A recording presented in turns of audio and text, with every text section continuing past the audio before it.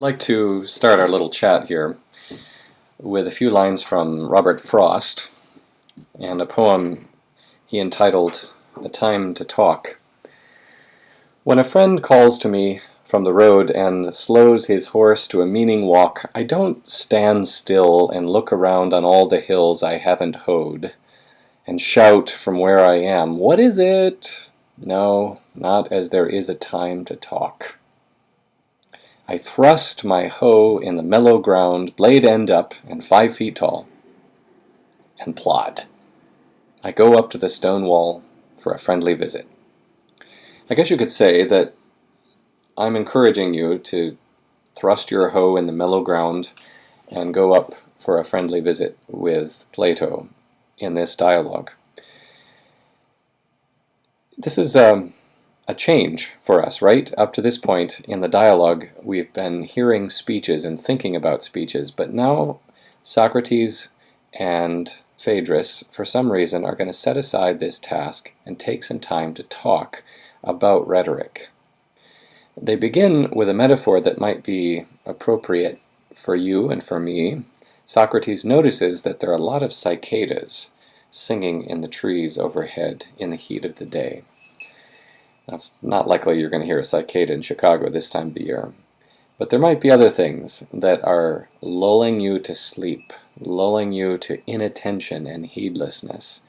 And Socrates, I think, is trying to wake Phaedrus up and say, these cicadas often put people to sleep, but you'd be wise not to do that.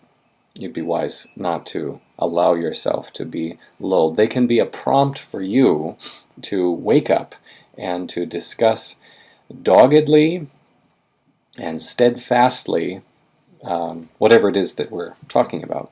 Socrates has decided to talk with Phaedrus about the practice of rhetoric and about the teaching of rhetoric.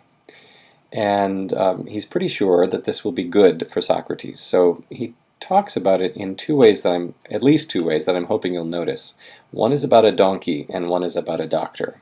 A donkey and a doctor. So the first one, the conversation about the donkey, has to do with the relationship between truth and rhetoric. The second has to do with, this doctor. So the donkey has to do with truth and rhetoric. The doctor is not the doctor, not like a doctor you're going to find on healthcare.gov. This is not a doctor you'd want to go to for any ailment you happen to have. And it's important for you to discern what Socrates is doing by talking about this quack of a physician and what that has to do with the practice of rhetoric.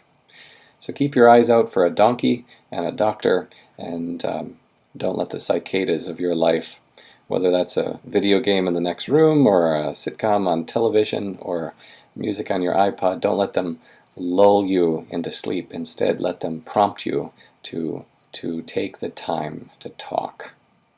If you come up to my office, you'll notice that on my door there's a poster that has on it words from this part of the dialogue, actually.